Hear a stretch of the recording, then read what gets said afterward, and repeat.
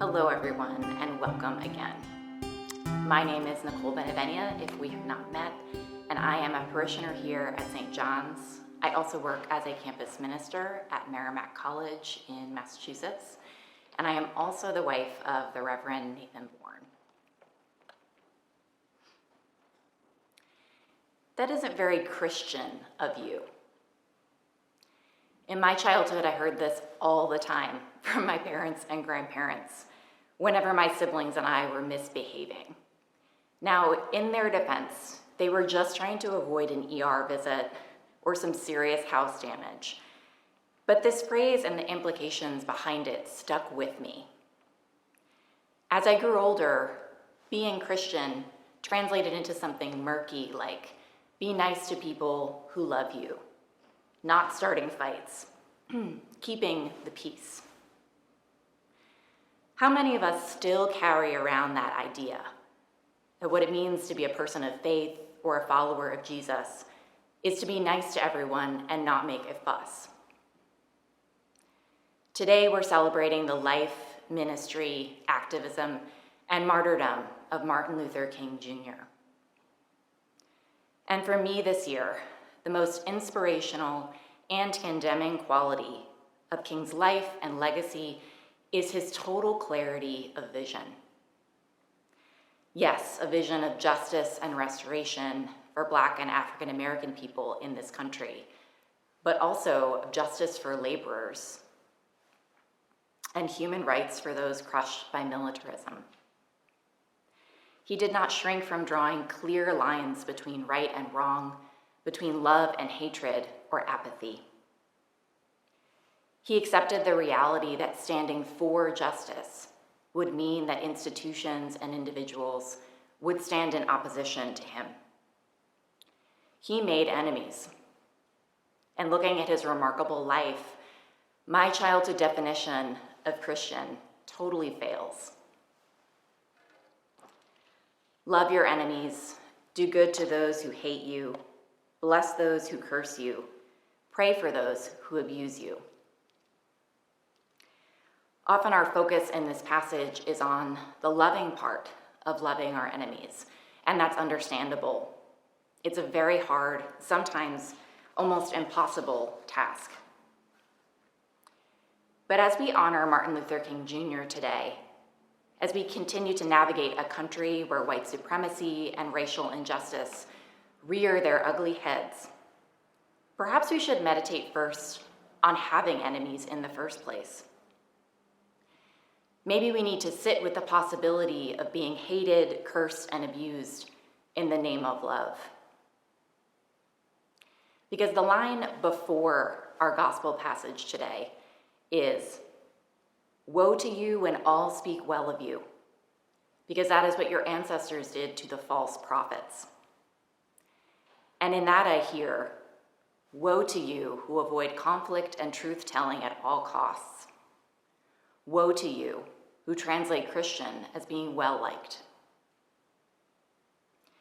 Jesus speaks plainly here and elsewhere in the Gospels that being his follower means we will have enemies. And in many parts of our culture, having enemies is a taboo thing. It doesn't sound very Christian after all.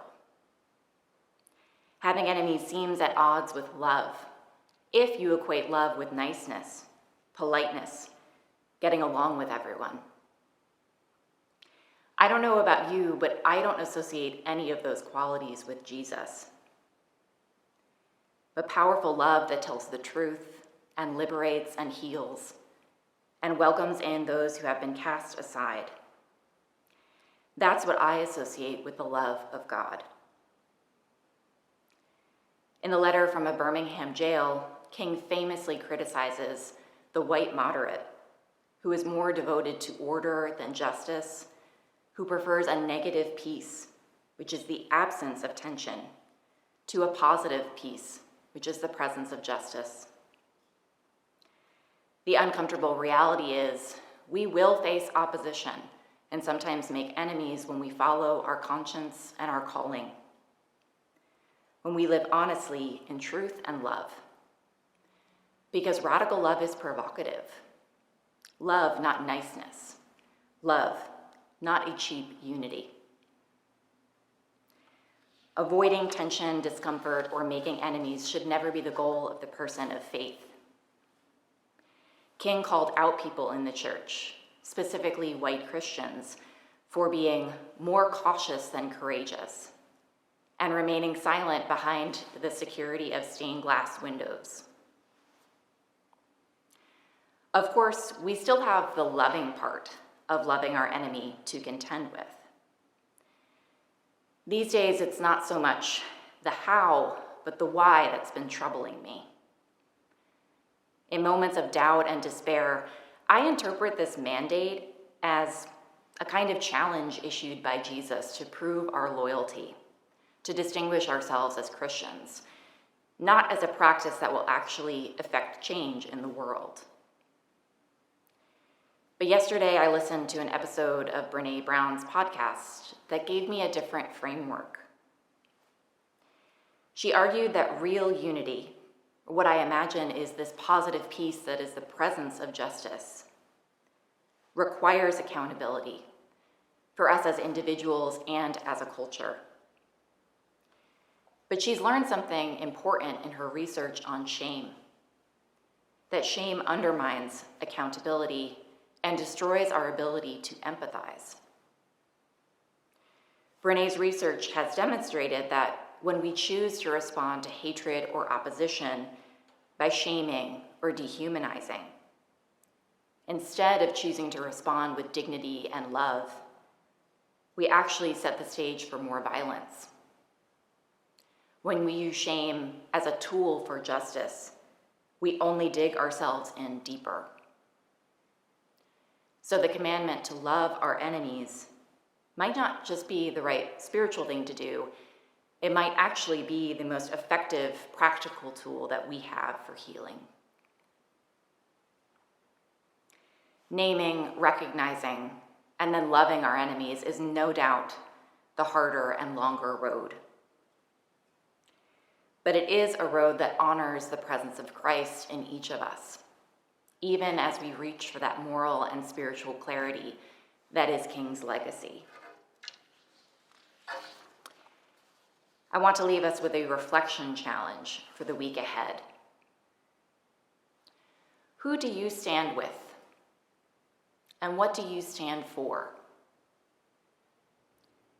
And on the flip side, what do you stand against? Because of this, what values, philosophies, institutions, or even individuals might place themselves in opposition to you? How are you going to demonstrate love in the face of an enemy? As we reflect on these questions, specifically as a church community, I think we would do well to keep these words of King in mind. I have looked at beautiful churches with their lofty spires pointing heavenward. I have beheld the impressive outlines of her massive religious education buildings. Over and over, I have found myself asking, what kind of people worship here? Who is their God? May our God be a God of power, of liberation, of truth-telling, and of clarity. Amen.